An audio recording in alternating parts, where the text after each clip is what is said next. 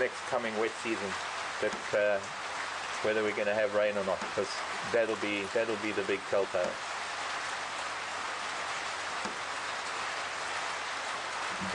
And Blair, actually, I thought so, maybe not morning, but Blair, I think, is New Zealand, and so afternoon, evening to Blair.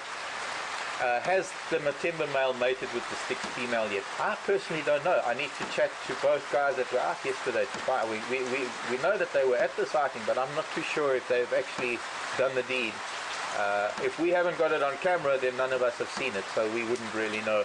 But we will certainly find out in the course of the day today, chatting to other guides perhaps.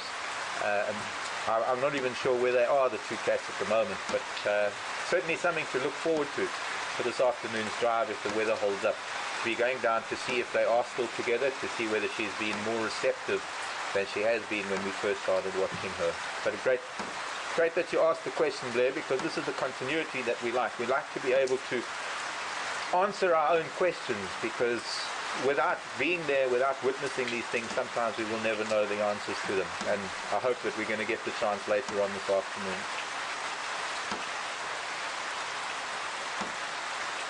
Good.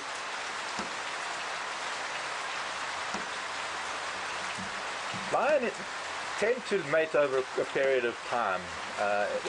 It's not just a once-off thing, and that's mostly because the lioness doesn't conceive every time a male covers her. In fact, if you had to watch lion mating over a consistent period of time, you'll notice that often there isn't even penetration, so there isn't even a chance of conception. Lionesses are what we call induced ovulators.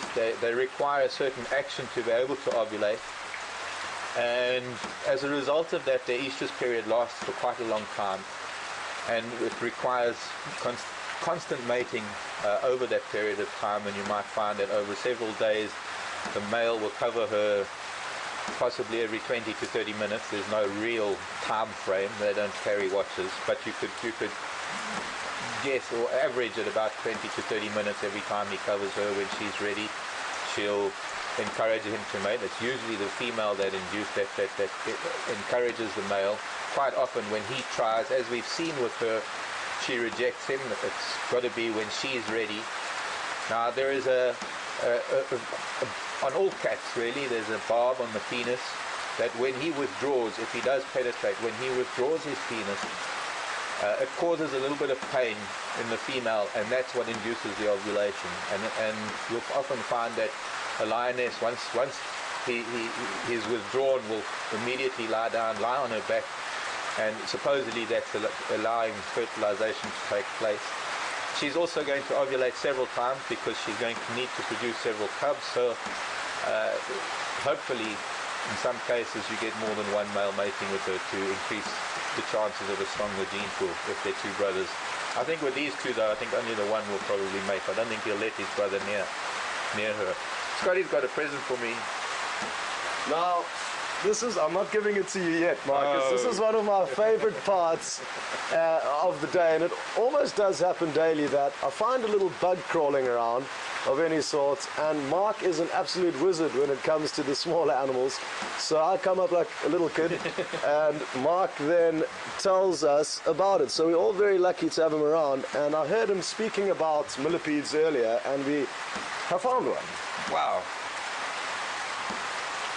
Wake up, child.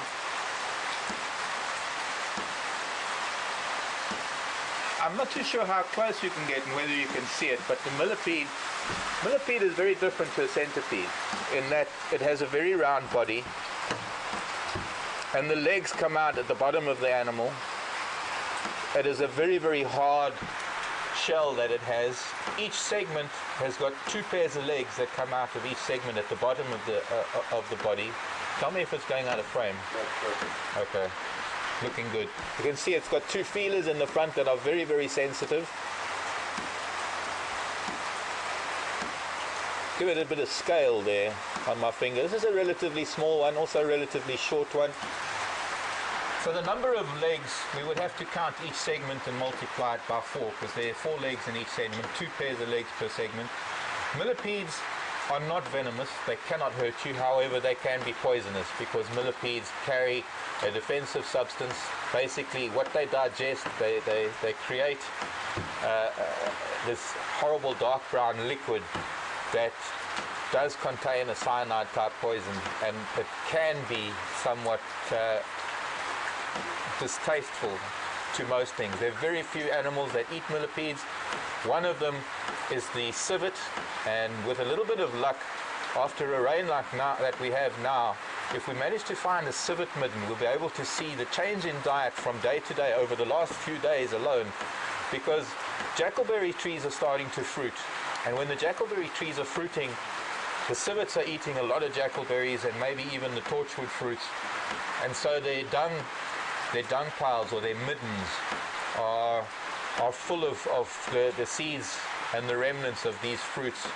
But in the summer months when the rains come out, they will spend a lot of time feeding on millipedes, and all you'll see are these millipede segments in their dung, amongst maybe some other odd dung beetle and the other insects that they might find. But they are quite fond of millipedes. I've also known plated lizards feed on millipedes. I don't know any birds that feed on millipedes. One interesting thing about millipedes is that this substance that they exude is used by certain primate species as sorry, I think we need to put it back in the rain. Buddy, can we put it back somewhere, please? Yes, sir. Thanks. No problem. I will put it back where I found it. So, an interesting thing is that the substance that they exude has almost like a narcotic effect on these primates. And I've been through this a couple of times, and I keep reminding myself and revisiting the information, but I also keep forgetting where it is and what monkey species they are. It might even be a lemur. I think it is a lemur in Madagascar. They rub the millipedes all over themselves, and it actually acts as an insecticide or a means to keep parasites off of their bodies. But it does, the fumes that it produces does make them a little bit intoxicated. And I don't know how true that is. I have seen film on it, and of course you never know how things are edited. But it is something to look into further. Now the other animal that gets confused with the millipede is a centipede, and the centipede is a completely different creature entirely. It is a carnivorous creature, it is a hunter. It is a very flat and soft-bodied creature that only has one pair of legs for each segment. Each pair of legs comes out the side of the segment, and it has a modified pair of legs as the first pair of legs just under the head that look like two very sharp and black claws, which are linked to venom ducts, and they are like little hypodermic needles that produce I think predominantly a neurotoxic venom to subdue their prey. I haven't seen many centipedes hunting. It's not very easy to do so. They move very fast. They're mostly nocturnal, in fact entirely nocturnal. But I have seen film of centipedes feeding on tarantula. I've seen centipede catching a small snake on film. So they are quite voracious hunters. And thanks for that, Scott. That was quite interesting.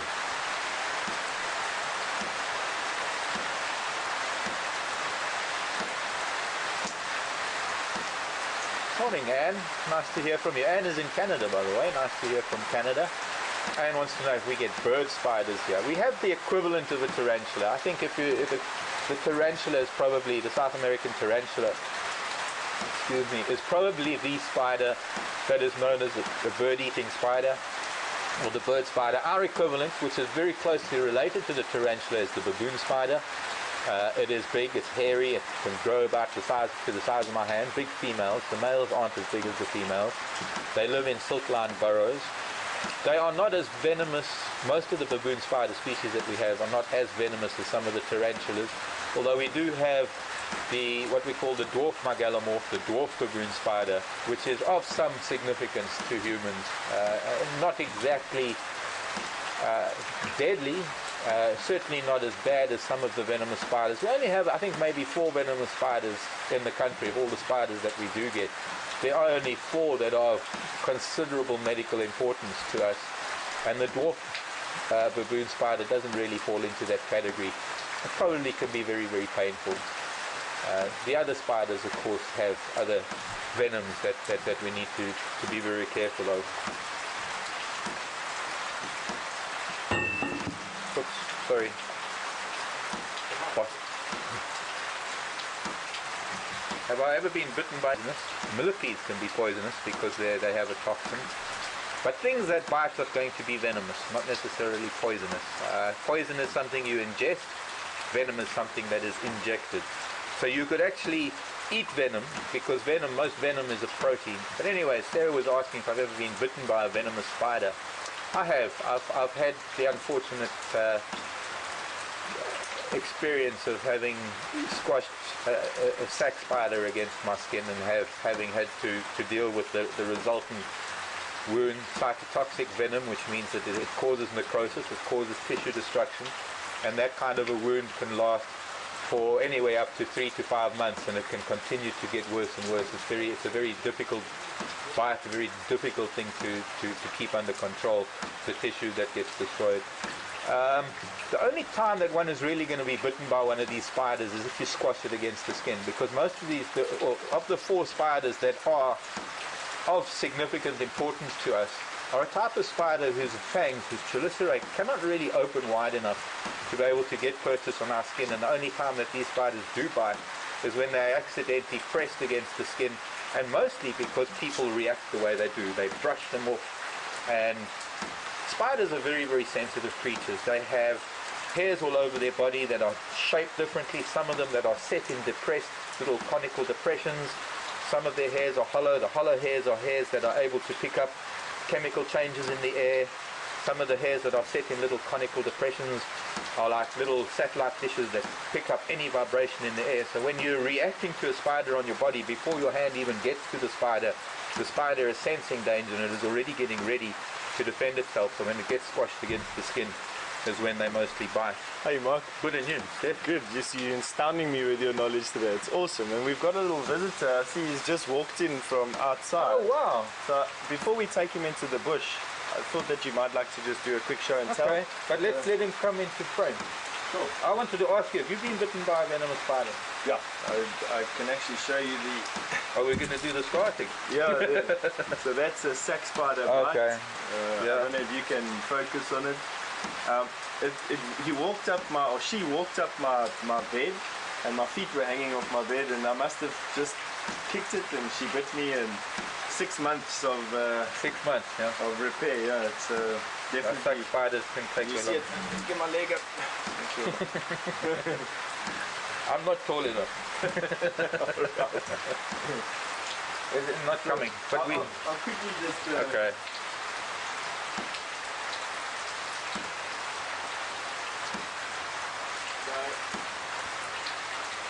Looks like it just came out from under that wood pile over there. Obviously in response to the rain. Please go right ahead and... Not very often. I think because it is wet, this is another creature that's coming out in the rain. Also going to be maybe the last time that these beautiful little reptiles are able to feed for most of the dry season. They will be mostly sleeping during not really hibernating, but they'll mostly be dormant in the dry season. This is rather a rare species. Well, we used to be. I've, funny enough, been noticing more of these than the leopard tortoises this summer. But they have been an endangered species over time. But what I want to show you, quite interestingly, at the back of the carapace of this tortoise is a leathery hinge that allows for the back of the carapace a little bit of movement, which facilitates mating. This one, if I can feel correctly, this is a male, because the plastron underneath, I don't want to turn it over, but the plastron underneath does feel a little bit concave, but also just the proximity of the carapace coming down over the plastron. Very afraid to be handled. This is the scoot, isn't it? Yeah, This is used for fighting, and some tortoises develop a very, very long scoot to be able to push their opponents over. So if you'd like to take him back into the bush, I'm sure he doesn't want to be in the staff village over here with us, and I'll take over if you want. Thanks, and enjoy. I thought that you'd enjoy that. Very much so. Caught my eye as we walked in over here. Bye everyone. See you in a bit. I'm back everyone, and it's amazing to listen to Mark. I was just standing in the background and listening to him. He's definitely got an encyclopedic knowledge. Yes.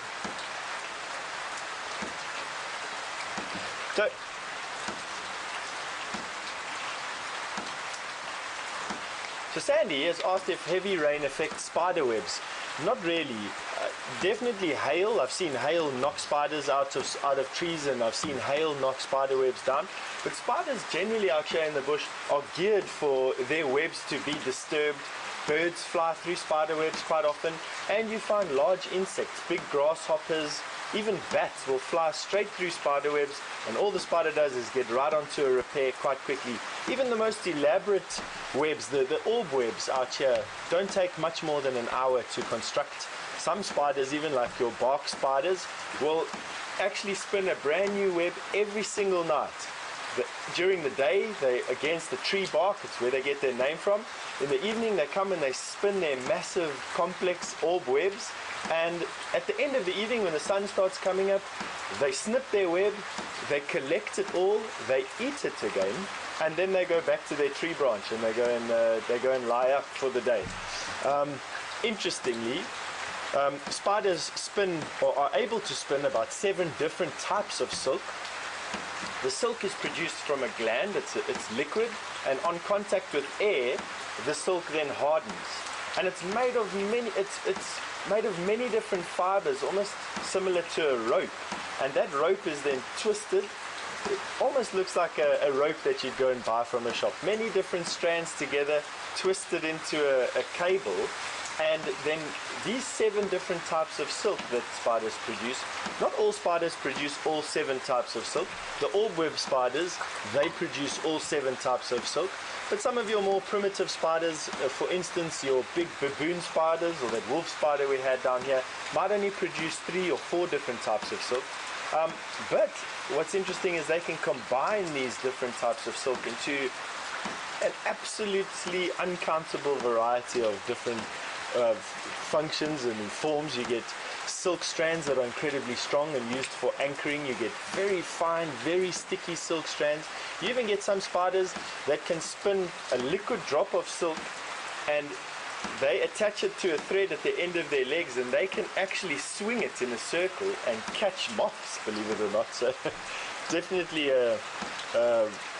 rain does nothing to spiders and to spider silk, and if anything it announces a new flush of insects. So thank you very much, Marianne, in Boston for sending through that. So what we're going to do, it was quite interesting to see that tortoise to come out in the rain. Now tortoises actually well, we won't see tortoises again probably until about November, when the first rains come out. They definitely lose moisture during the dry period. It doesn't get very cold here, and so tortoises effectively, even though they are arid specialists, here will go into hibernation in holes in the ground and in rotting stumps and in fallen down tree trunks, and they will then spend the winter hibernating, using their reserves of water and food. And I've got a funny feeling that little tortoise that wandered in here from the road, across the road, was literally just looking for a puddle to refill their bursa, and then from there he will go and find a place to go back to his original hole. I see Mark has put him back exactly. We could actually see his tracks coming across the road there, and Mark is going to go and put him back where he came from, which was quite nice. So I've actually got a branch here that I decided to bring with. This is from the magic guari tree. So its genus and species is Euclea divinorum, and it's called the divining tree because the older folk here used to not use scientific methods to divine for water. They used to use a forked stick, and this was one of the sticks that they used to divine for water. So they'd break off a branch like I have done, and then what they do is they clear off the fork, similar to what I'm doing here. Obviously a little bit of a bigger branch than this particular one. They would then snip the fork off,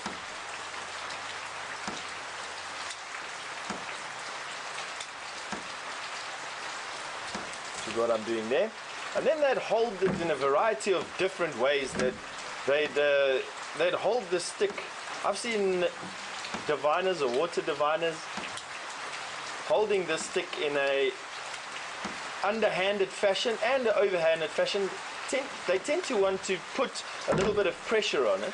So what they do is they'd hold the stick similar to this, and then what would happen is they'd walk through the bush and the stick would bend down when they find water, and there was where you place your borehole, or there's where you place your drilling rig, so that you don't just drill willy-nilly all over the place.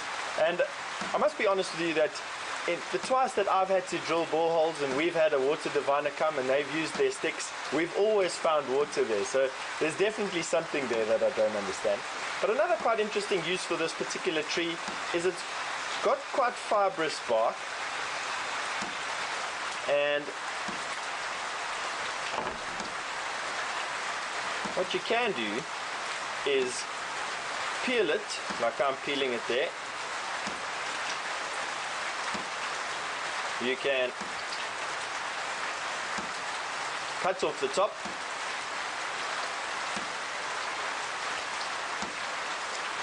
you then crisscross it without cutting your finger off, hopefully.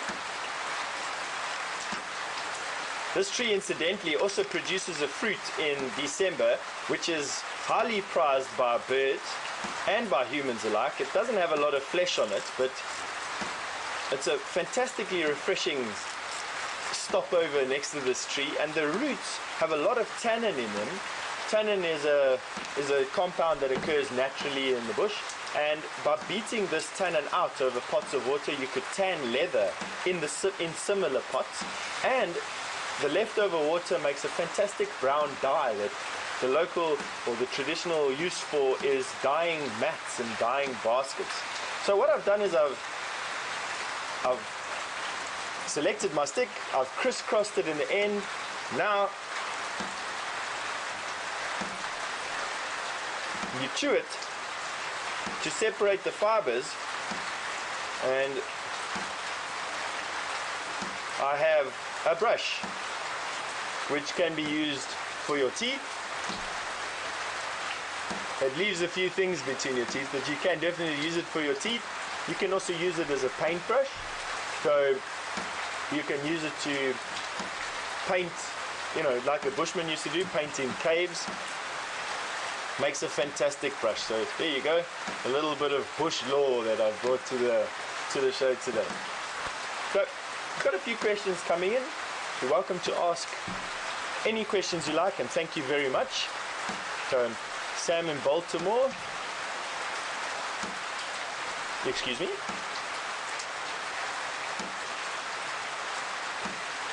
So Sam from Baltimore has asked, do hyena dens flood during the rain? And the answer to that question is yes, sometimes. Mostly hyenas will use excavated aardvark burrows for their den sites, and these are usually in raised areas, and termite mound is raised above the bush, and aardvarks usually go in from about a quarter of the way up at an angle down into the center of the termite area. During heavy rains, I have seen runoff from the termite mound go into the dens, but never to flooding it to, you know, topping it up full. To do that, you'd need the den site to be next to a drainage line, or you'd need the den site to be on a riverbed. I've never seen a hyena den in any other place except for a termite mound or in some rocks in a rocky cave. So yes, a small amount of runoff will go into the termite mound or into the den site, but never really to the detriment of the adult hyenas. They'll move their cubs way before the termite mound fills up with water. Definitely a good question. I mean, we all worry about what happens to the little ones in dens. Yes.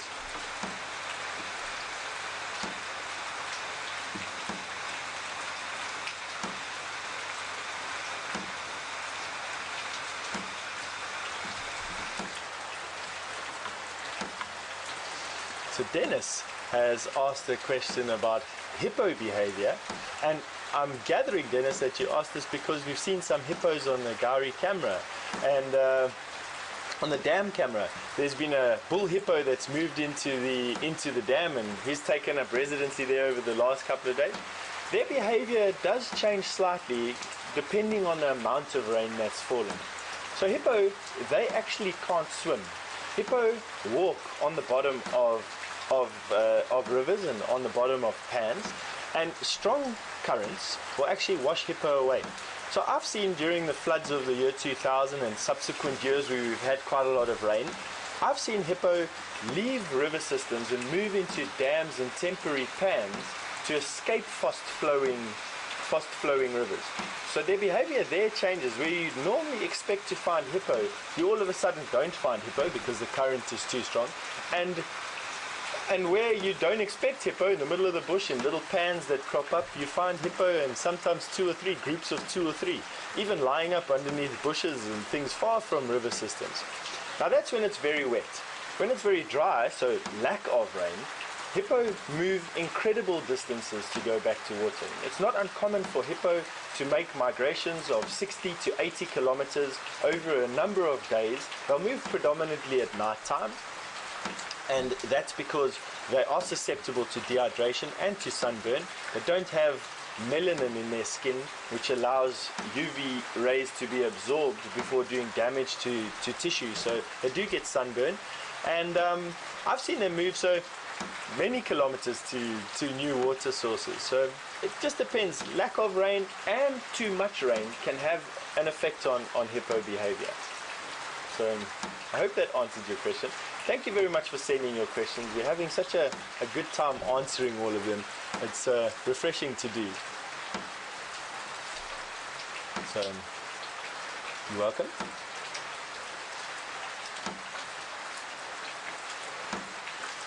So Sibo in Pretoria, welcome to the show, has asked, do elephants dig graves for other elephants? And you know, this is a nice question to answer, because quite often you run up against folklore that, and all over the world, even in the mammoth fields in Russia, we're finding what people loosely term an elephant graveyard.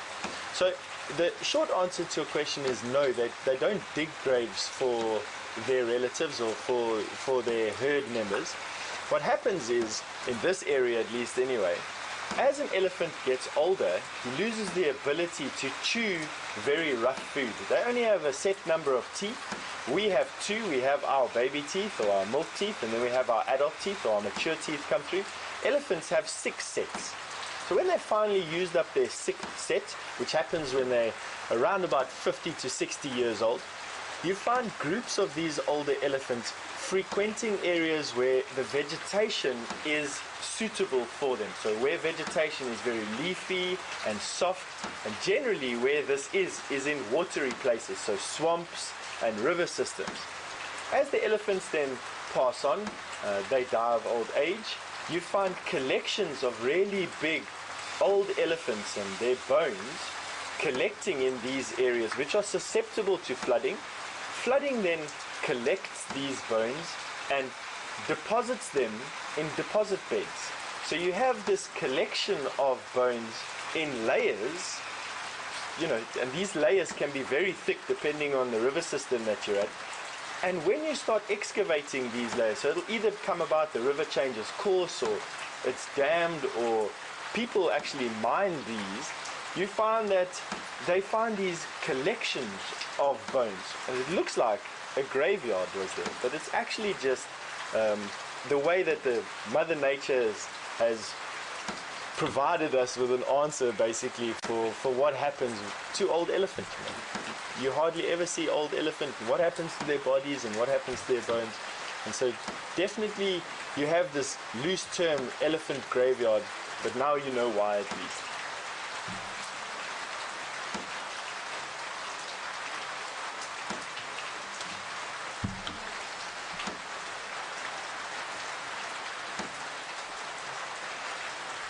So Genevieve in New York has asked whether animals have the concept of their own reflections. Do animals see their reflections? Do they react to it, I suppose? Or would you be able to see an animal admiring itself in their reflection? The answer is I've never seen that, Genevieve. I've never seen an animal react to their own shadow or react to their own reflection, and I haven't seen an animal admiring themselves or their reflection in a pan of water or a pool of water. I'm not too sure if the same can be said for the more intelligent animals like dolphins or chimpanzees or baboons. Definitely not something that I've seen. So what I have seen is I have seen birds react to their reflection in glass, but that's really because that bird is seeing an opponent rather than itself and is trying to fluff itself up, but definitely not admiring themselves. I see Brent has arrived over here with something from our camp. So hello, Brent. Hello, Steve. What he's holding is a buffalo skull, and it looks quite mangy because it's old. It smells quite mangy. So this is a decoration from our camp, and thanks, Brent, for bringing it. It's an old buffalo. You guys see what else I can find? Thank you. You're going to leave it there with me.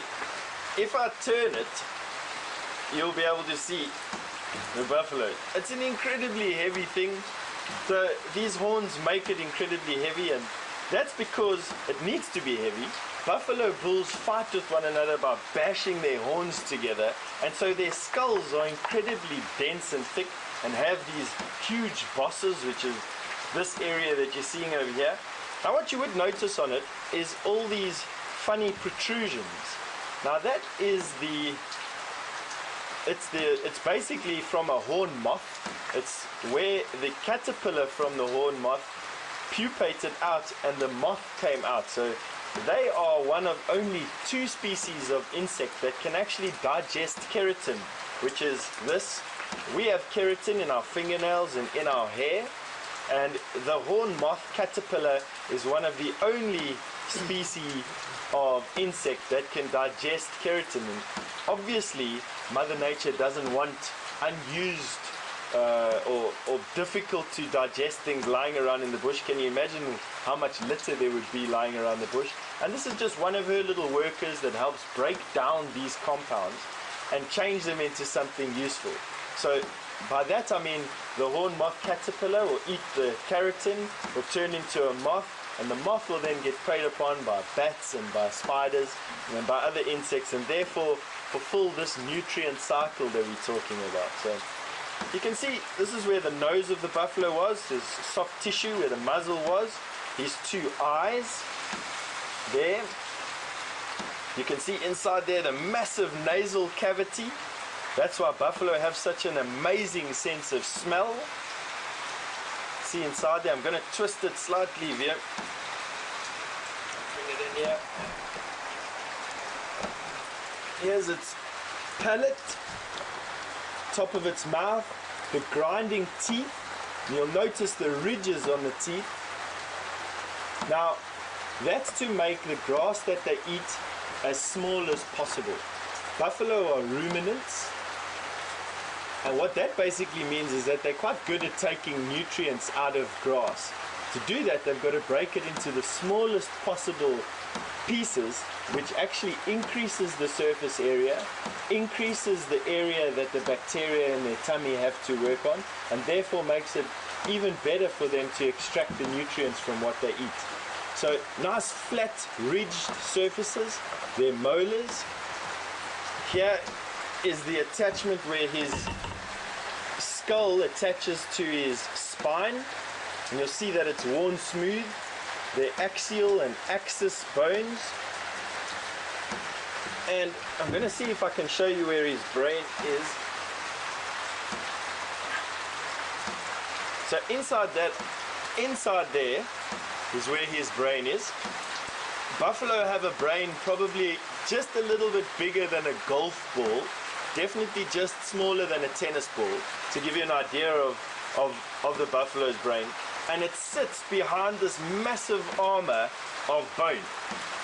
So the brain sits inside there, And I'm going to turn it slightly so that you can see where my hand is, how much bone is between the front of the head and the brain.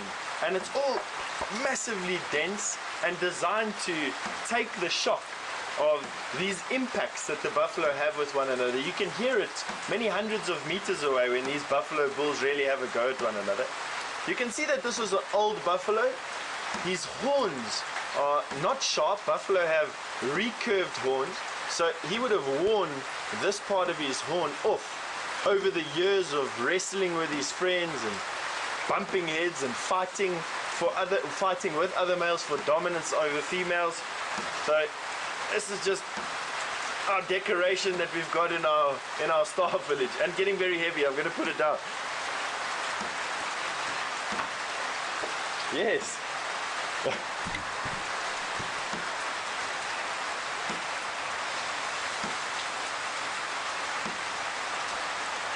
So I've just been asked if I've had any encounters with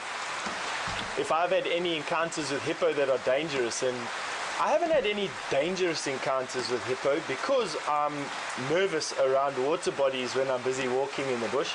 I'm very aware of oxpeckers suddenly making noises around me, and I'm very aware of not walking on hippo paths.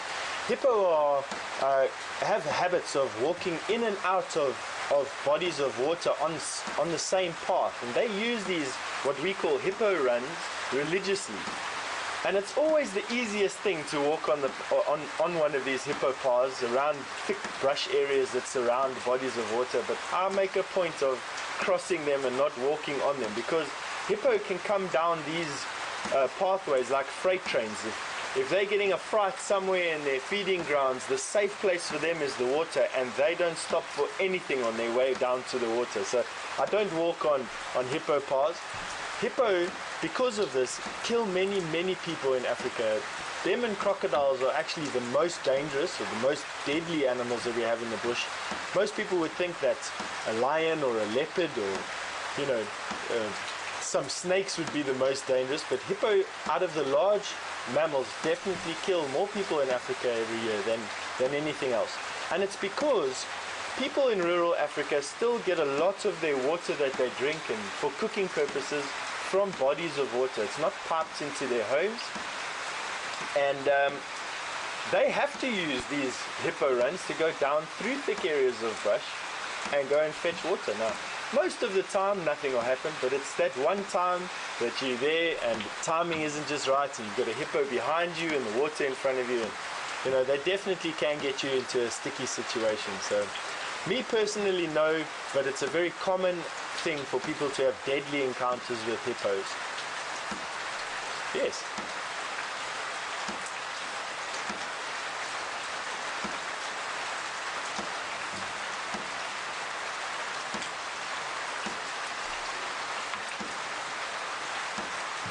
So Renee in New Zealand Shanae in New Zealand has asked me, what is the protocol when you encounter lions on foot, when you're busy walking in the bush and all of a sudden you bump into lions? I'm happy to say that generally speaking, lions are actually scared of humans. For years, many millennia, bipedal man on foot and lion prides have been vying for the same food source. And I remember a story that my tracker told me once when I was a very young guide. His name was Richard in Dubai. He used to live, in fact, not too far away from where we're standing right now. That his grandfather told him that when you were really hungry and hunting was bad, you tracked a pride of lion with 10 warriors. 10 warriors is enough to drive off a pride of lion from a buffalo or a zebra or wildebeest kill, and that way he used to bring meat home for his family. And we're not talking about hundreds of years ago here, we're talking about literally a couple of decades ago, it's amazing, but totally alien to how we find food today in shopping centers and such. But basically what you do is you never run from a cat. Very similar to how your mom or your dad would have taught you never to run away from a dog. Out here you never run away from a cat. You face a lion, you look at that lion straight in the eye. It's sometimes quite difficult to do. They've got the most fearsome yellow eyes when they're angry at you. It fools their face and it fools your vision in actual fact. You look them straight in the eye, and you back and you create distance, you back away as slow as you can.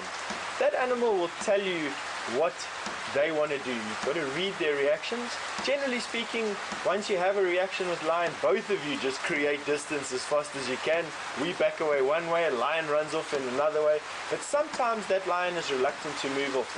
If a female has some babies or they're on a kill, for instance, they'd be reluctant to leave an area. And then what happens is you just look at the situation. You maintain eye contact, you don't run, you take a step back. If they're unhappy with you even moving, you just wait until the situation calms down a little bit, take another step back, and so on and so forth until you've created enough distance between you and the lions that they settle down and you can then get yourself under control again. So definitely just to keep it in a step-by-step fashion is you don't run, that's number one. You can shout if you want to and make a big noise. However, I don't really like to do that. I don't like to scare animals if at all possible. You maintain eye contact and you create distance. Basically, that's what the animal wants you to do, just to create some distance. I hope that answered your question. So, yes?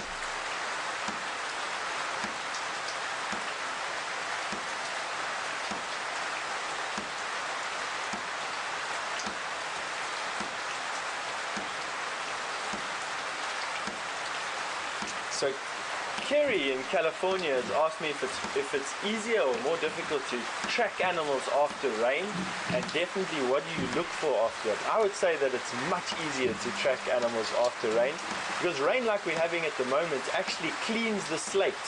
Rain like we're having at the moment will sweep the roads clean and sweep the animal parts clean of any tracks and signs, and so now we know that any fresh track any track that you find is fresh and fresh enough to follow at least, because you've got a timeline.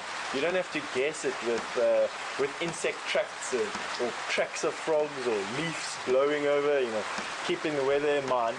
So definitely when we head out again after the rain, we'll be looking for tracks. Almost any track that you find at the moment will be fresh, and we'll be able to draw a timeline from there. And because the sand is softer, they're also easier to see. You sink deeper into wet sand, and it allows us to track the animal a little bit easier. Trailing the animal actually is the word that we like to use. Trailing it is a little bit easier because you can keep your head up. You don't have to look down at your feet. Keep your head up, and you're looking for that path where they've been walking through the bush. So definitely a bit easier doing tracking and trailing after it's rained. So not during it. During the rain sometimes gets a little bit tricky. Thank you very much for your question.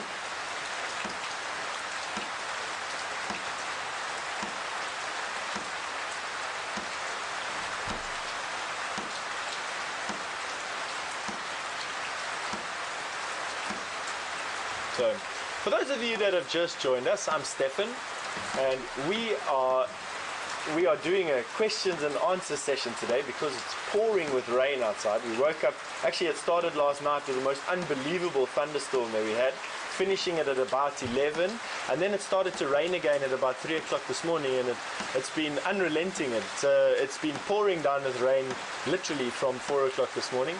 So we are doing a question and answer session at the moment. You're welcome to send your questions through Twitter at #SafariLive, or you can email us at questions@WildEarthTV, and our final control will send through the questions to us, and we'll try and answer them as quickly as what we can.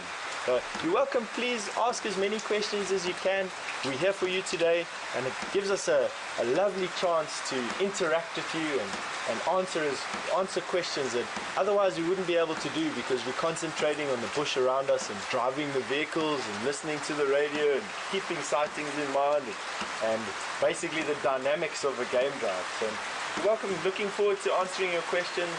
We're trying to get as many of us in front of the camera as possible so that we all have a turn to answer questions and interact with you. So we're looking forward to it. Yes.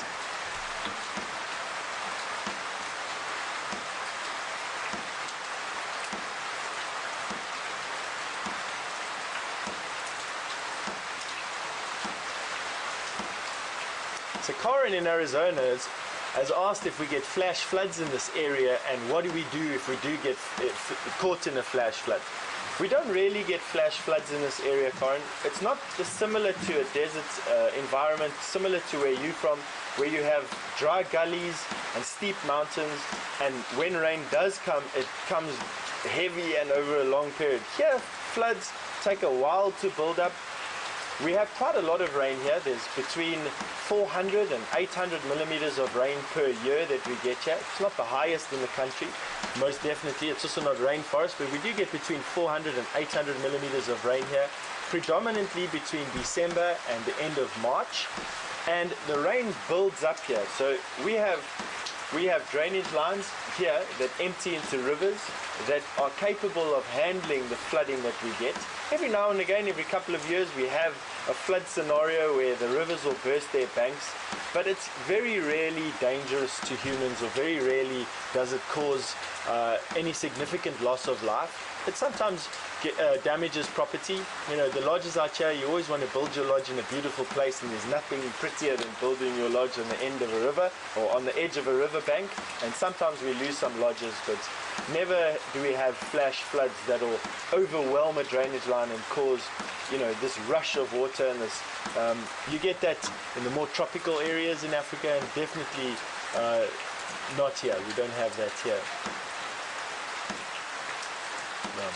What we have had over the years, and I was involved in the year 2000, we had what they call the one a century flood, where we had 1,600 millimeters of rain in 1 year, which is double our annual rainfall. We had all of that from December basically through to February.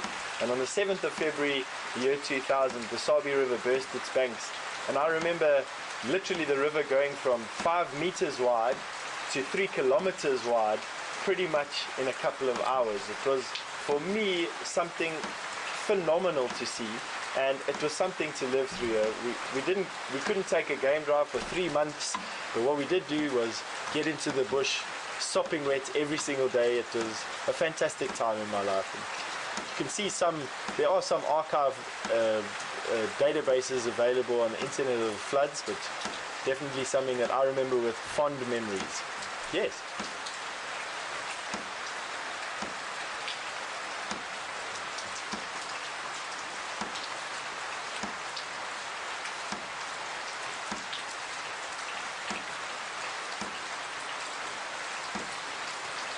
Carol in Santa Monica is coming back with a question that we were dealing with our lions and maintaining eye contact. She's heard that you can maintain eye contact with the lion, but you shouldn't make eye contact with the leopard. Depending on what resource you read and who gives you some training, they will have two different stories. My experience is that lions you need to intimidate. They are the bullies in the bush, and you need to maintain eye contact with the lion because you need to intimidate that cat. You need him to believe that you're just as big and scary as what he is. Leopard, on the other hand, are shy and elusive, and they don't enjoy being seen. In my experience in the bush, when I have noticed the leopard in the bush, I've always looked at the cat, and I have looked away, not too far away, and I've backed away. That way I'm giving that cat the security that he needs to stay hidden. He knows that I've seen him, but he also knows that I'm not trying to scare him and not trying to intimidate him and force a reaction from him. And we've managed to create distance that way. And I've always gone back and found that leopard in the same place. Very rarely do they leave if they haven't been chased. So to answer your question, in my experience, I don't make eye contact with the leopard. Some people do. They are incredibly dangerous when cornered or injured. So I think it would depend on the circumstances. You know, if you were trying to track a leopard and you knew that nothing was wrong with it, when you find him, you back away, no eye contact.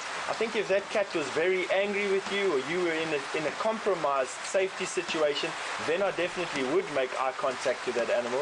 And what I would try and do is intimidate it to a point where he or I could leave, or she could leave a situation, a dangerous situation. So generally no eye contact for me, but with the exception that if you are in a sticky situation, I prefer to have eye contact with an angry cat.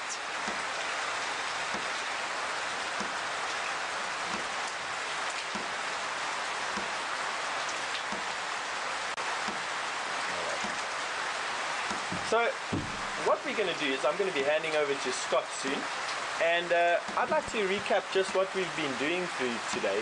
We have had some rain, and that has stopped us from going out. As you can imagine, the camera equipment that we have to broadcast a show like we're doing at the moment is quite sensitive to rain, and technology, as amazing as what it is, hasn't been able to give us a weatherproof system yet. So we've set up a static basically a static situation where we can answer your questions, and we've had a really good time today, each of us having our own turn to answer questions as they come about, and to show you some of the things that we've got lying around our camp and some points of interest.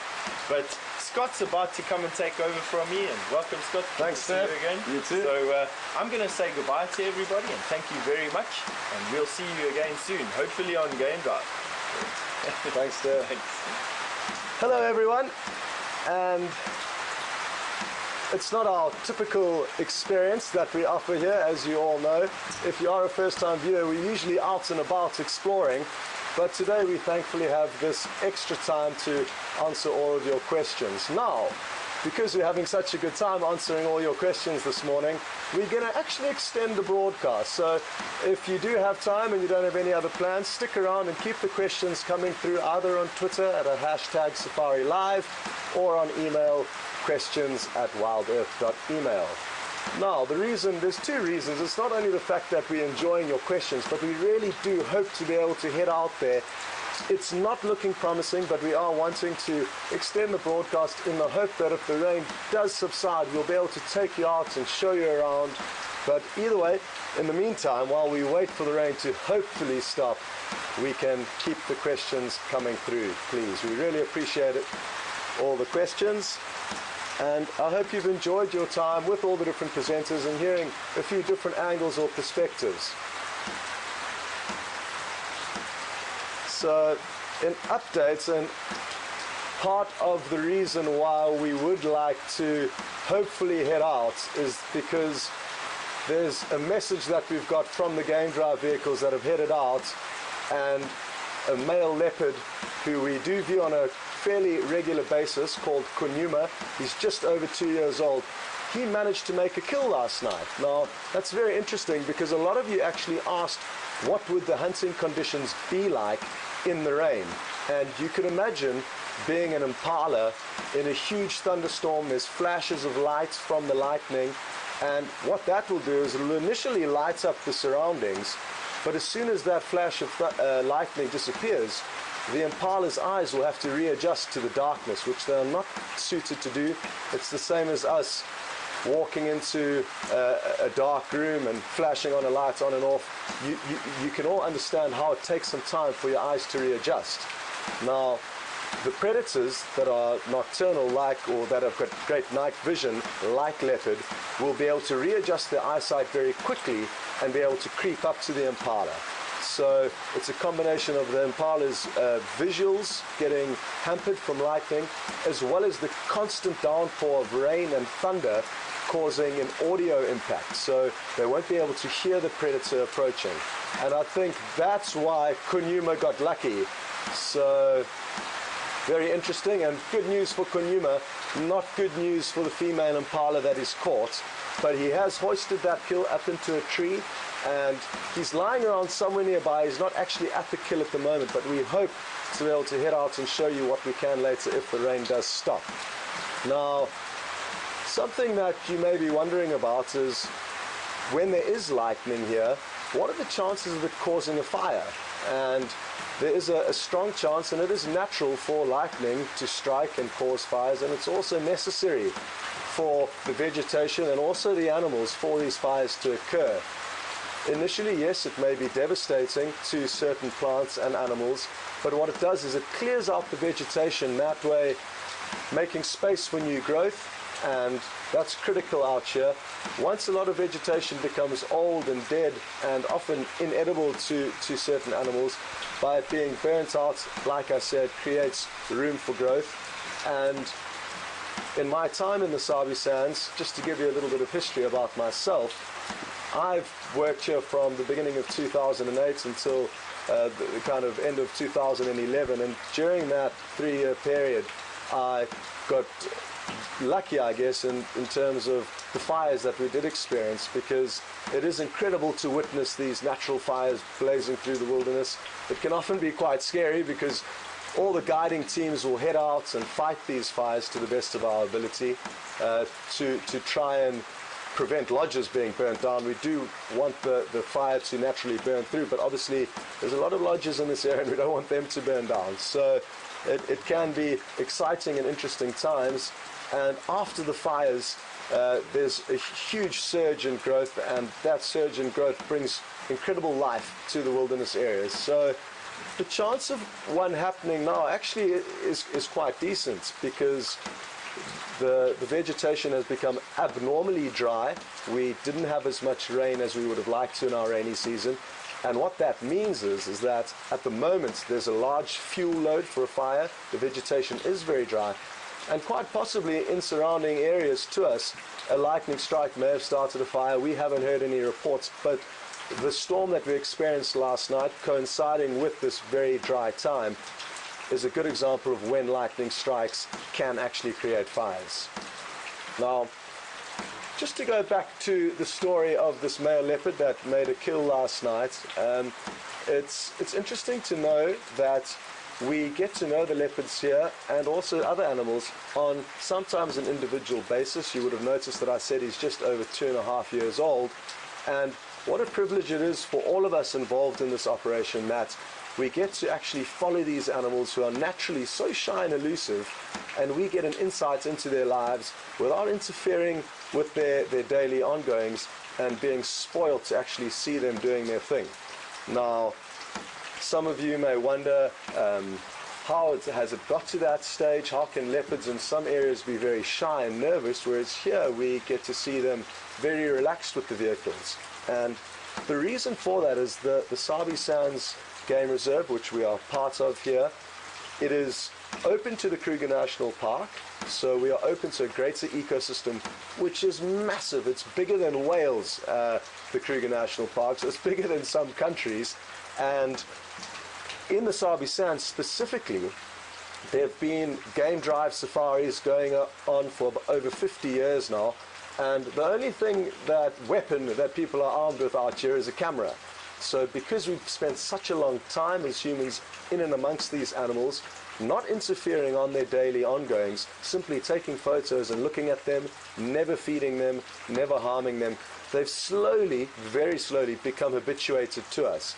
And the habituation process, some people may say, is negative, because the animals shouldn't become used to humans. They could pose a threat to us as humans, and it may deter or make it less likely that they'll be scared of us. And there are some humans that would like to harm animals. Thankfully, everyone here doesn't.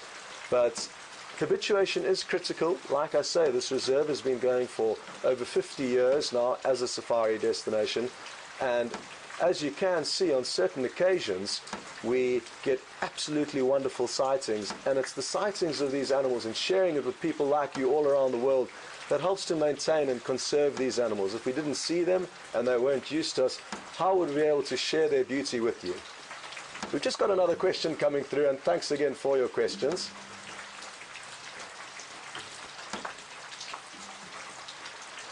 And just to recap in the meantime, we are just going to be answering questions, but it seems like the rain is subsiding. Just got a question through from Nancy.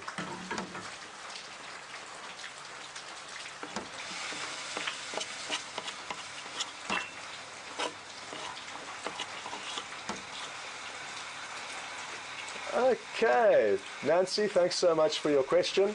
And everybody, Nancy's interested to know that I mentioned that Djuma is a young male leopard, just over 2 years of age now. What will happen to him when he becomes older? Will he move off? It's a great question, and there's not only Djuma, there's also his brother, Quarantine. So it's two brothers of the same age, raised by a female leopard called Karula, who her territory encompasses the camp that we stay in here at the moment. Now, her two cubs, Quarantine and Djuma, about 6 or 7 months ago, I would say, I wasn't here at the time, they were slowly kind of kicked out of home, you could call it. Their mother, Karula, her intentions were to now start focusing on raising the next litter. She has done her job, raised them to sub-adulthood, to a point where now they need to start surviving on their own and not relying on her to make kills. It can be related very, very much to us as humans, I guess. There comes a point in our life where it's time to move off, get a job and start looking after ourselves. And it's the same out here with the leopards. So even though they have been kicked out of home, they are still tolerated within her territory. So she doesn't mind them being there, but she just tries to avoid them because she knows that they're going to try and steal her kills. And she needs all that nutrition to help raise the next litter of cubs that we are thinking she is pregnant with at the moment. We've noticed a small little extra protrusion or bump on her belly, and we think that she could be pregnant. It's not confirmed. Anyway, so she's focusing on the next cubs. Now, what is going to happen to them? They will slowly start expanding their territory and explore, and the interesting thing about this is that there's no set rule. Now, their father still tolerates them, and they have been seen in sightings together quite recently. So he doesn't mind them, but it will get to a point when they start becoming more sexually inquisitive and start marking territory which is actually his territory. He'll start to chase them off. But that's probably going to happen in the next 6 months to a year. It'll be very interesting to follow, and we're certainly going to keep you updated on the movements of these leopards. Now, like I say, it does seem like the rain is subsiding. I'm just actually going to go out and stand outside and see how good it's looking, but there may be a chance that we can head out.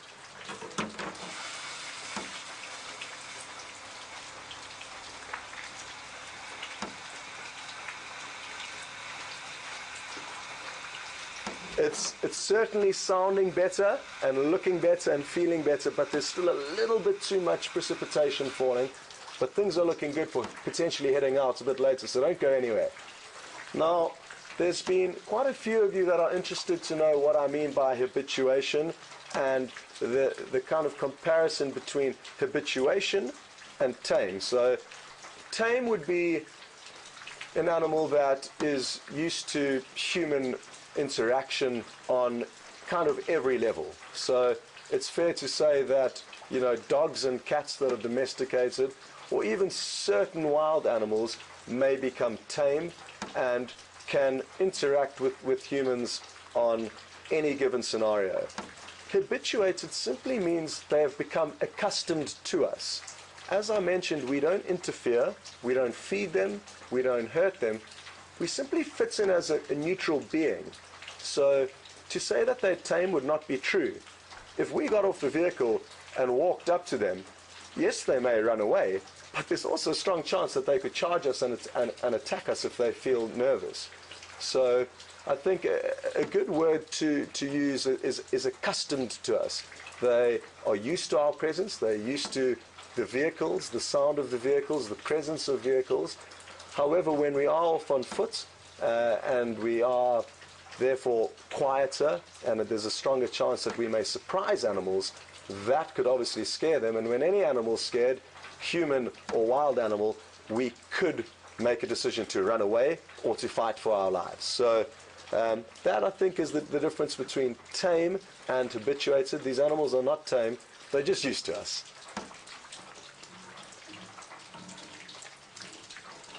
Now, just to let everyone know, we are going to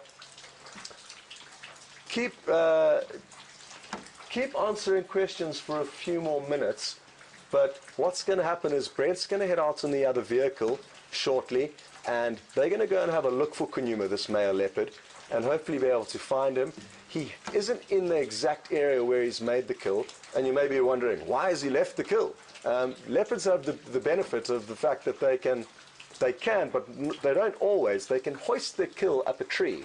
Now, if they're clever enough to do that, what that means is it lessens the likelihood of another predator coming in and stealing it. Now, theft out here is a reality, and there's a hierarchy between the predators.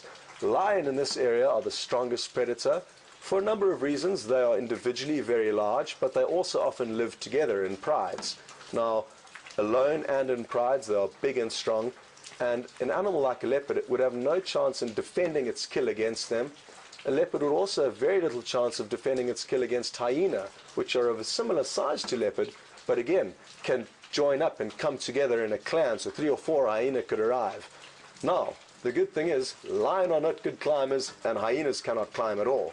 So the fact that the leopard's got the kill up in the tree means that it's relatively safe there. There's a chance that certain lion may be able to try and climb up the tree, depending on what type of tree it is. But he's got nothing to worry about, and he's probably gone to get somewhere comfortable, walk around, maybe warm up after all this rain, and maybe even head over to have something to drink. He wouldn't have had to go far to have a drink, and that certainly bodes well in the likelihood of Brent and the other guides going out to go and look for him now. So, good prospects. Again, I'm going to reiterate, there's a fairly strong chance we're going to be able to head out. The rain has finally subsided, and isn't that good news? If all of you, for those of you who have hung around, your patience may well pay off. So that's great news, and you will hear the engine starting up now. We are deploying the team to go and find Djuma. So some exciting prospects, and we really do want to head out there and show you. So that is why we've extended this broadcast, as well as the fact that they are now sneaking out as stealthily as possible in a large diesel vehicle, and they can give us a wave as they go by. Good luck, guys. And I'm really happy you got to see them on that vehicle, because that's a different vehicle to what we're operating in here. You would have noticed that there was a chair that Stefan was sitting in on the hood of the car. Now, it is strange, but normal out here. So this chair is called a tracker seat. Now, when you come on safari, a lot of the camps you come to within South Africa in this area will have a guide and tracker team combination. So the guide will drive and chat to the guests, while the tracker can sit up front, keep an eye on the road, and that way be able to easily see what's been laid down on the bush news from the night before, or whenever animals walk on any of the pathways or road, it leaves a trail of information for us. This morning, the bush news would have maybe been reset to 0, so all the rain would have washed away old information, which obviously means if anything has passed here before the rain, we may not know about it now because the tracks have been washed away. But on the flip side, the benefit is, now that they're looking for this leopard, if they do find any tracks, they're going to know they're very fresh because they haven't been washed away yet. So it does help in tracking down animals, and let's wish them luck. And both Steph and Brent are certainly seasoned veterans when it comes to tracking down leopards, and it's interesting when tracking animals. It's an incredible skill that gets passed down from generation to generation, and it's something that a lot can be learnt about around the fire, telling stories, and these are all the kind of things we do out here between drives and after drives, as we share information and share secrets and share behavior that we've learnt over the years. And Stefan and Brent, as well as Mark and myself, have all worked in Sabi Sands for a long time, and the reason why that is important or pertinent to what I'm getting to is the fact that leopard are high in density here, and therefore allow us to practice tracking them. Because there's a lot of them here, we get to practice tracking them, and you may find specialists from other areas coming here and not necessarily knowing how to track a leopard well, but knowing how to track another animal. So it certainly does help to know an individual animal and work out, kind of have a rough idea in your mind what they may do. So when you're tracking them down, you can almost slip into the mind of a leopard and imagine that if you were a leopard, what would you be doing and where would you be going? So that's what they're doing. They've slipped into leopard mode, and hopefully they're going to find him shortly. Now, again, just to recap, there's a lot of new viewers joining in, so obviously you're enjoying the question and answer session, and thanks for joining in a bit extra over the extra time today, and more importantly, thanks so much for sending through your questions. We're having a great time answering them. To send through questions, it's very simple. You would hashtag Safari Live on Twitter, or send an email through to questions@wildearth.tv. I'm just going to head out again to check how we're doing with the moisture coming down from the sky.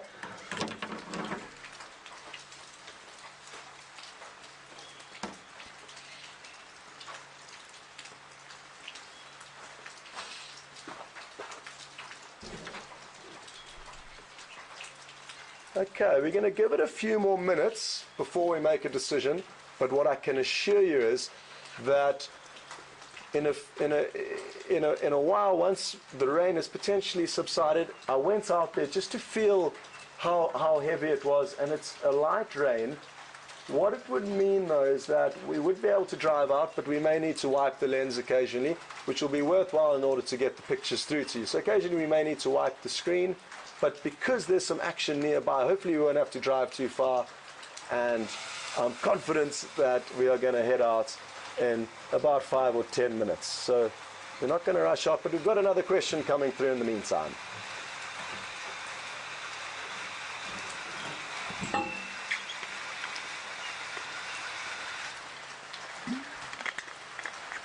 Okay, well, good morning, Doris, and welcome to the question and answers here in our shelter from the rain. Doris is interested to know whether the rain that we've experienced over the last kind of coming on 12 hours now, is it going to have an impact on the growth of vegetation? Without a doubt. There's been a considerable downpour, and I'm confident that within a day or two, we are even going to start noticing fresh green shoots of grass popping up, and in the coming days, you will certainly see a notable change in the vegetation.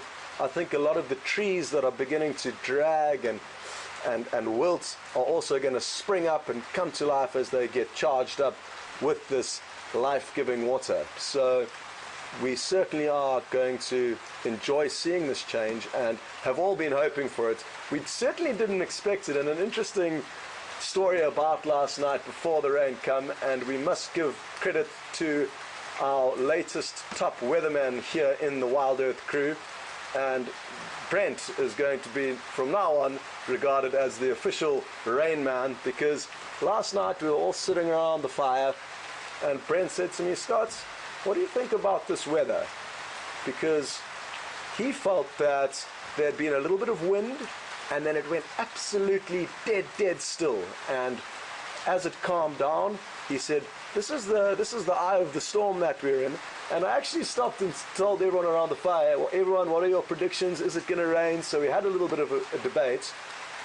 Shortly after that dead calm period with no wind, all of a sudden strong winds started gusting through, and then that was a sign that we were about to actually receive the storm. We also saw lightning off in the distance, but that strong wind that we felt before the rain came down was really exciting, and within a few minutes the heavens opened and we all ran for shelter with our plates of food to finish off dinner. We eat outdoors, so a huge privilege. And oh, there's a squirrel. And that squirrel was running off with its breakfast. You may have noticed it had a small little nut in its mouth, and that was the seed or nut from a marula tree. Now, the marula tree is an iconic tree of Africa, and specifically this area, for a number of reasons. The reasons why I personally love marula trees is that leopards love them. Now, the majority of trees that we will be able to show you leopards in will be the marula tree. And the reason why the leopards love these trees is because they've got thick trunks which are easy to clamber up for the leopard initially. And then once they spread out into the canopy, these branches will be horizontal, almost perfectly horizontal, and also quite thick and essentially comfortable for a leopard to lie on. So that little squirrel was running off with the seed. The fruit would have been eaten off by other animals. It's got a thin, fruity flesh layer that actually is very high in vitamin C, and we ate a fair share during the summer. They're really sweet and tasty. But that seed now has been lying dormant, and possibly the squirrel that dug through some elephant dung. So that seed may have passed through an elephant's stomach. There's some hornbills calling. The birds are getting excited on the squirrel's back, shaking the rain off its coat as it goes.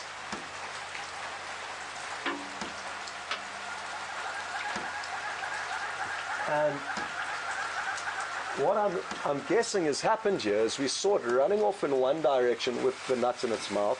Now it'll break into that nut, and within there you get a nut of the seed rather.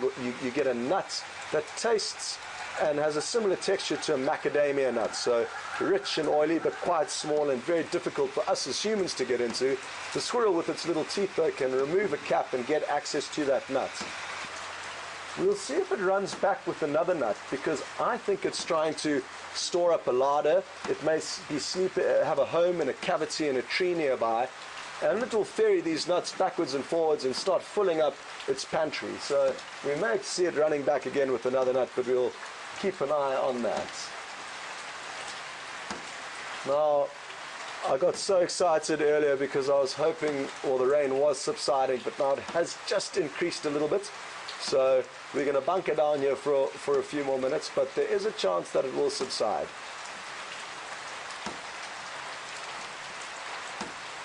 Go.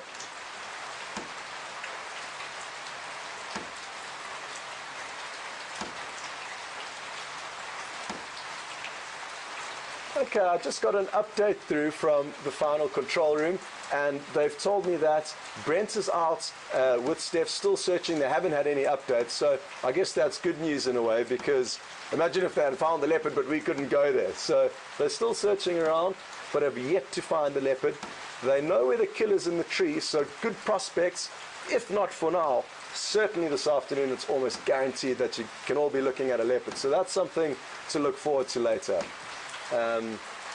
Again, just to recap, we are just doing a question and answers. We have extended the broadcast because we've enjoyed this time being able to answer some of the different questions that may not necessarily be relevant to what we're seeing, what may be going on right now. And a lot of you have been sending through questions. I've just got another update through from the final control. Interested to know where else I've worked in Africa. I mentioned that I worked in the Sabi Sands for 3.5 years at a lodge in the southern Sabi Sands. And just to give you an idea of the size of the Sabi Sands, it's 65,000 hectares, and within that 65,000 hectares there's about 17 or 18 different lodges, so many different camps where people can work here. And I was based at one on the south of the Sand River. And after spending 3.5 years here, I thought, let me go out and see what else there is to explore in Africa. There's so many different wilderness destinations within South Africa, and then the other African countries, Botswana, Namibia, Mozambique, Kenya, Tanzania, Uganda. So I decided to head up to East Africa, to Kenya and Tanzania, where I continued to explore and learn about the bush. And what I loved about going up there is that we would see so many different birds and mammals that wouldn't occur here. So to see new animals, new vegetation, new terrain is always very stimulating. And I spent 2 years up in East Africa, and at the end of, or kind of midway through last year, I returned to South Africa. It was time to come home, and didn't I get lucky ending up with this job? I certainly feel privileged to be here and to be sharing the wonderful experiences that we do get to share with you. Usually we are not standing here answering questions, we are out exploring, and we've been so lucky, especially over the last few weeks. We've been having some incredible game viewing, and just the fact that we know there's a leopard nearby with the kill is testimony to that. Got another question coming through.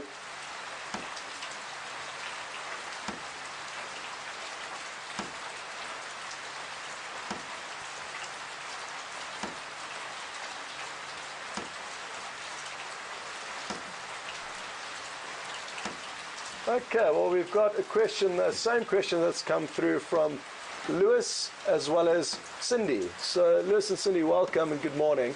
And they're interested to know where are we exactly, where is our camp in relation to here. And basically, where I'm standing, we've got 3 parking bays where we keep our game viewing vehicles or our broadcasting vehicles. And then directly behind us, not very far at all, about 40 feet, is our accommodation. So there's 10 rooms here where, depending on how many people are in camp, we all stay. We've got a chef and a kitchen and a fireplace, and it's a really, really beautiful campsite with actually a marula tree that we were speaking about earlier growing right in the center, bringing us some shade, and also a great place for birds to come and land. So we've got a lot of life in and around the camp. And it was just about a week ago or two that Brent was in his room and he heard a squirrel alarm calling. Now, the squirrels that we saw earlier are hugely important for us because they're great to look at, but they also help us to find animals like leopard. And Brent was lying in bed reading a book and he heard the squirrel start alarm calling. And he thought, oh, let me just have a look out my window and see what it's alarm calling at. And would you believe it, the quarantine male walked right past Brent's room. So we are in the thick of things. We've got a fence that you can see behind us, but other than that, animals can move around the perimeter of our accommodation, and it really is exciting being here. Another question.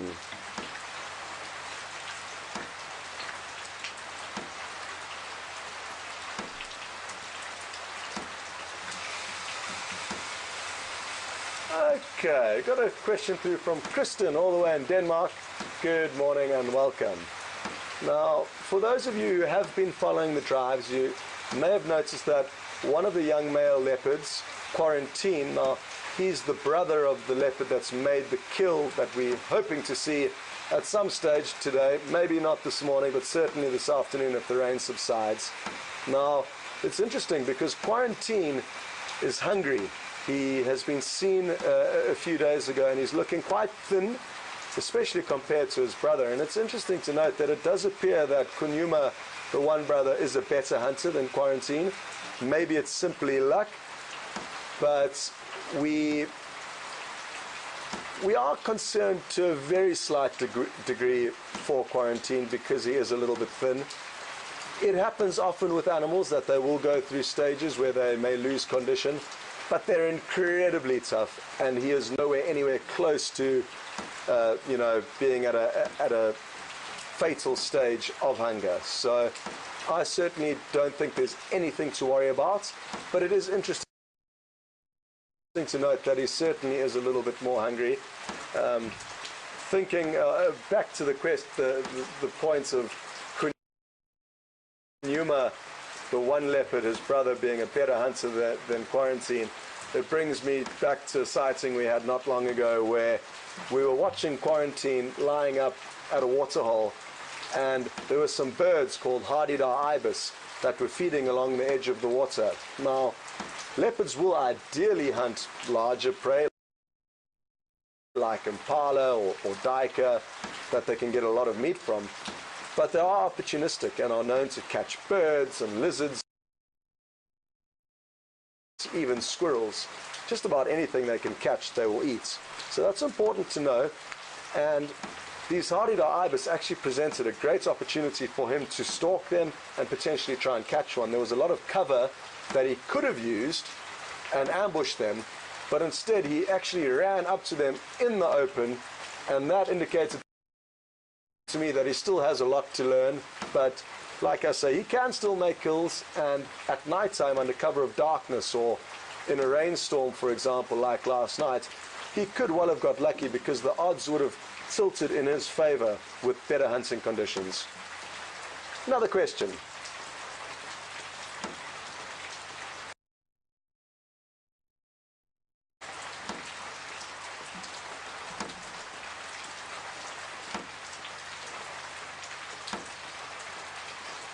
Okay, well, I guess the talk of Karula, the female leopard that we see, and the likelihood of her being pregnant has led to Valerie's question. Now, thanks for sending this question through, Valerie. And Valerie is interested to know, what are the mating habits of leopard, and have I ever seen leopard mating? Well, yes, I have on a number of occasions, and it's always been in the Sabi Sands, and that's important to know and important to emphasize how fortunate we are with specifically leopard viewing, along with a lot of the other animals, but specifically leopard. We get incredible insights into their lives. Now, the leopard, when they mate, will provide us with great entertainment and action. As you would have heard Mark And cats have got a barbed penis, so basically it's painful for both of them when they are undergoing the act of mating. And this pain will help induce the leopardess to come into ovulation, but it will also create a lot of pain and therefore anger between them. So it's a perfect example of an extreme love-hate relationship, because they literally go from making love to, as he dismounts, they growl and roar and hit one another because it's painful for both of them. So it's an incredible spectacle to behold. And what I'll even think of doing is I'll get out a picture quickly here to give you an idea of what it looks like and how they do growl at one another. It'll just take 1 second. Where are we going here?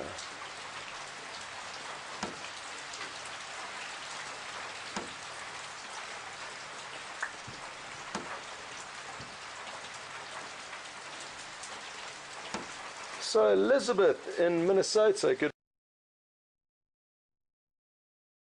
morning and welcome on board. Elizabeth is interested to know whether we know who Karula's potential new lover may be, who may be the father of her next litter. We're not entirely sure. Nobody actually saw them mating on this specific occurrence, but we are fairly certain that she is pregnant. Again, it's speculation, it's not guaranteed. We can speculate as to who the father of the future cubs could be. In all likelihood, it would be Mvula. Now, Mvula is a beautiful dominant male leopard whose territory encompasses her territory. So with leopards, the males will have a much bigger territory than the females, and depending on how successful the male is, he may have up to 5 or 6 females within his territory. Now, failing Mvula being the father, Tingana is another dominant male leopard further to the west, and he spends more time on Arathusa Private Game Reserve, whereas here on Djuma Private Game Reserve that borders Arathusa, we get to see Mvula. Now, the great thing is we've got access to both of those wonderful lands, and we do judges.